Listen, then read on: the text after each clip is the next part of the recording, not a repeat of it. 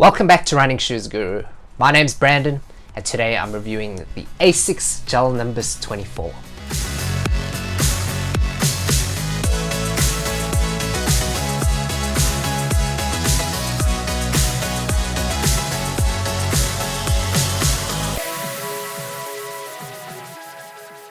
ASICS trainers are always fun to review because they change so much from version to version. Take for example the Nimbus series. Over the past 3 years, the trend has been that it gets massive updates and it gets substantially better upgrades every year. Now this strategy by ASICS helps to advance them beyond their competitors when it comes to running shoe technology, and it also helps them to keep things fresh. The Nimbus 24 is now one of the lightest, bounciest max cushion trainers on the market. And in my opinion, it's worth upgrading to the Nimbus 24 even if you already have the Nimbus 23.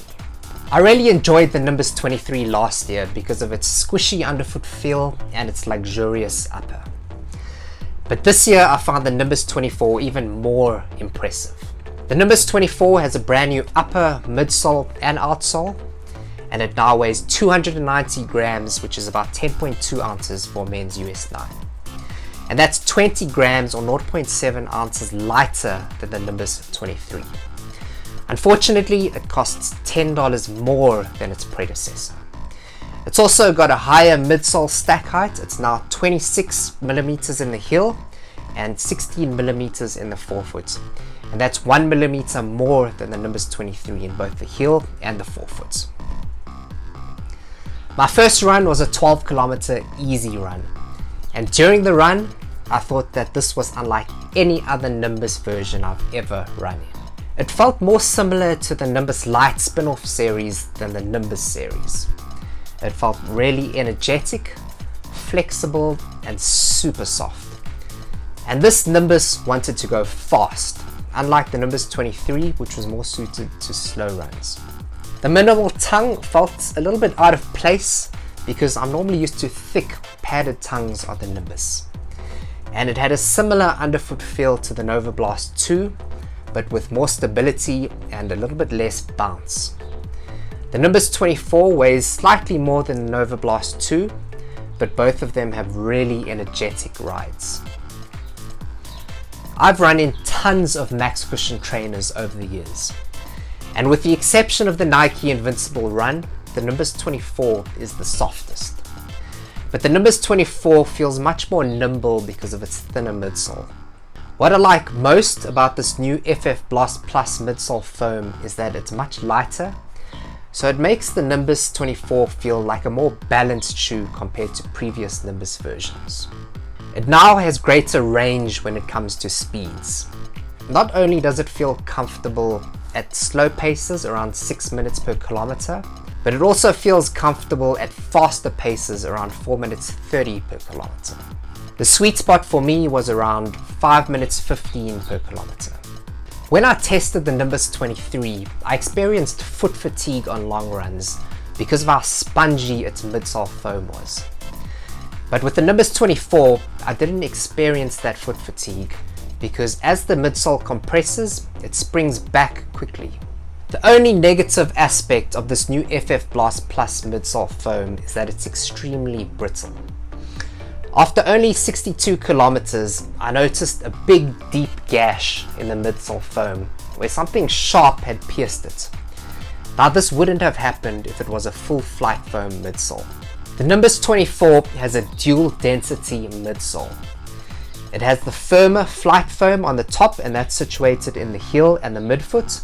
And then it's got the softer FF Blast Plus on the bottom layer throughout the length of the shoe. Now this makes the heel and the midfoot slightly firmer, but it also makes heel and midfoot landings much more stable. A big difference between the Nimbus 24 and the Nimbus 23 is that on the Nimbus 24, the Trustix system has been moved upwards from the outsole to the middle of the midsole to be a floating plastic shank.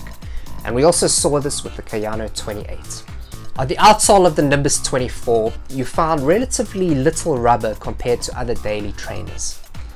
You get the harder AHR Plus on the heel, and softer AHR on the forefoot. Now, I found outsole durability below average because after 80 kilometers, I've noticed significant wear on the outer lateral heel area. And that's a bit disappointing for such an expensive shoe. But on the other hand, outsole grip is great on wet surfaces. On the upper of the Nimbus 24, the big change is to the tongue. It's now a super thin, stretchy, knitted tongue, and this replaces the thick, padded tongue. I found this new minimal tongue really strange because on most max cushion trainers, you get a thick, padded tongue, and it makes the entire upper feel more plush and more luxurious. But on the Nimbus 24, the thin tongue made it feel like a speed shoe, and I never got used to it. The thin knitted tongue lets more air into the vamp of the shoe, so it makes it a cooler shoe and more suitable for warmer climates than freezing cold temperatures. Now, I don't usually have fit issues when it comes to ASICS trainers, but the Nimbus 24 was oddly too short for me, and my toes couldn't splay properly in this short, narrow toe box. So I would definitely buy a half size larger than my normal size if I were to buy another pair. The Nimbus 24 is a nimbler, leaner, more evenly balanced Nimbus. It has much smoother ride transitions and it's much more energetic. Even though the Nimbus 24 is vastly different to the Nimbus 23, I think that most Nimbus loyalists will prefer the 24 just because of its softer ride and its lighter weight. I prefer the Nimbus 24 over the Nimbus 23 because I can use it for faster paced runs as well as easy and recovery runs. I still wish it had a padded tongue, but the absence of the padded tongue makes it a cooler shoe for summer runs. I also feel like the Nimbus 24 is better suited to a lighter runner like myself because it's softer and it's more agile. The Nimbus 24's biggest weakness is durability. It has a fast wearing outsole and it has a super soft FF Blast Plus midsole which is susceptible to cuts and abrasions. So you'll want to keep it far away from any trails. The Nimbus 24 also has a fit which is too narrow and too short. But in my opinion, it's still the best Nimbus to date. If you've also run in the Nimbus 24, please let me know if you agree with me down in the comment section below. Thanks for watching, and please remember to like the video and subscribe to Running Shoes Guru.